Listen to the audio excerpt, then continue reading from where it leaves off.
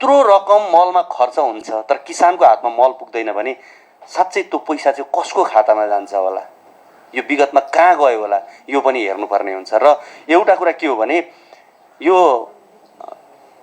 ओखो किसानले मूल्य नपाउने अनि भनेपछि त्यो चिनी पनि खाने, गुलियो पनि खाने, मल पनि खाने एउटै मुख, यो कस्तो मुख होला, यसको पनि अलिकति छानबिन चाहिँ गर्नै पर्छ होला। यो लामो समयदेखि यो चिनी र मल खाने एउटै मुख हो, त्यसकारण यसतर्फ हामीले ध्यान दिनुपर्छ भन्ने मलाई लाग्छ। र मलको सन्दर्भमा हामीले युरिया, डिएपी भारतबाट G2G माध्यमबाट जसरी मल ल्याउँछौँ, भारतले बाहिरबाट ल्याउने मल र त्यहाँबाट नेपाल आउँदाको मलको मूल्यको तुलना गर्ने भने त्यो आकाश जमिनको फरक छ। त्यसकारणले यो मैले हिजो पत्रकारिता गर्दा पनि मैले पटक पटक उठाएको विषय भएका कारणले गर्दा पनि अब यो मलका विषयमा पनि अलिकति गहिरिएरै अनुसन्धान गर्नुपर्ने आवश्यकता चाहिँ मैले देखेको छु।